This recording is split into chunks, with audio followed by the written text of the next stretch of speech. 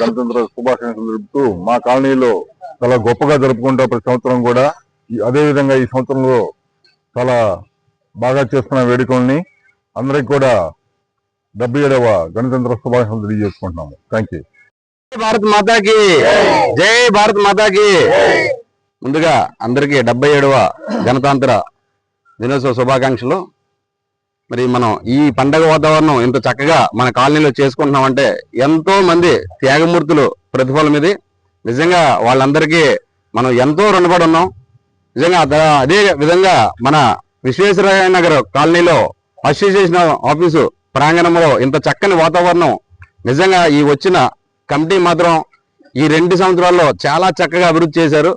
అలాగే పార్కులు కానీ, డ్రైన్లు కానీ, అలాగే మార్కెట్ యార్డ్ కానీ, మరి రోడ్లు కానీ మనకి వచ్చిన గవర్నమెంట్ కూడా వీళ్ళకి అనుకూలంగా సపోర్ట్ చేసి చక్కగా అభివృద్ధి చేశారు. నిజంగా చాలా ఆనందంగా ఉంది. ఇలాగే ఇంకా డెవలప్ చేస్తూ ముందుకెళ్లాలని ఈ కమిటీ వారిని, అలాగే మన కార్పొరేటర్ గారికి ధన్యవాదాలు తెలుపుతున్నాం.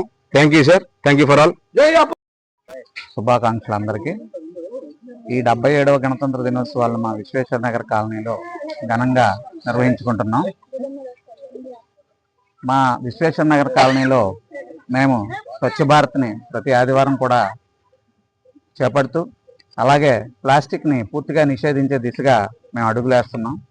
సో అలాగే విద్యార్థులలో ఆటల పట్ల ఆసక్తి కలిగే విధంగా మా కాలనీలో మేము బ్యాడ్మింటన్, ఇతర క్రీడలను కూడా ప్రోత్సహిస్తూ పిల్లల్ని ముందుకు తీసుకెళ్తా ఉన్నాం.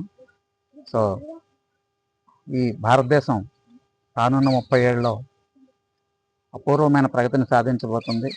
సో ఈ పిల్లలందరూ కూడా రేపటి ఆ భావి భారతాన్ని, విశ్వ భారతాన్ని చూస్తారని ఆశిస్తూ మరొకసారి అందరికీ రిపబ్లిక్ డే దినోత్సవ శుభాకాంక్షలు. జై హింద్.